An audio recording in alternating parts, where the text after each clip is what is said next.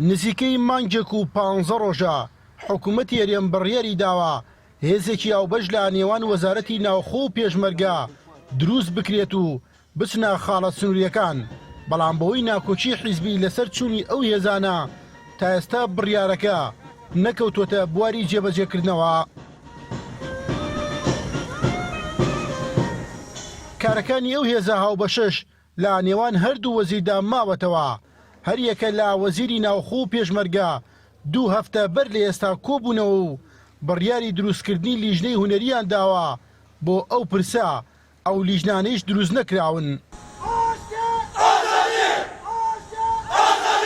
بەپێی زانیاریەکانی NRT تا ئێستا پارتی و یەکێتی ڕەزامەند نین لەسەر ئەو هێزە هاوبەشە بچێتە خاڵە سنووریەکان و دەیانەوێت تەنها لە چوارچێوەی ئەو بڕیارەدا بمێنێتەوە کە حکومەت دەری کردووە.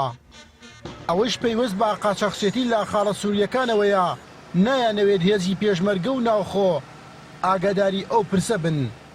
لە کۆتا کۆنگرێ ڕۆژنامەوانیدا سەرۆکی حکوومەتی هەرێمی کوردستان ڕایگەیاند وەزارەتی ناوخۆ و پێشمەرگە داوای کاتیان کردووە و ئەوانیش کاتیان پێداون لە چەند ڕۆژی داهاتوودا کارەکانیان تاو بکەن. نە لە ڕووی سیاسیەوە نە لە ڕووی ئەمنیەوە.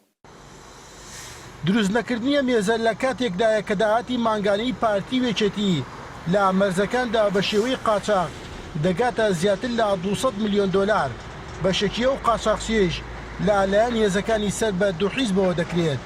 حوتی مانگی ڕابردوو حکوومەتی هەرێمی کوردستان بەهۆی زۆربوونی قاچاقچێتی و سکاڵای پەرلەمانتاران بڕیاریدا با دروستکردنی هێزێکی هاوبەش بۆ خاڵە سنووریەکان لە نێوان پێشمەرگە و ناوخۆ.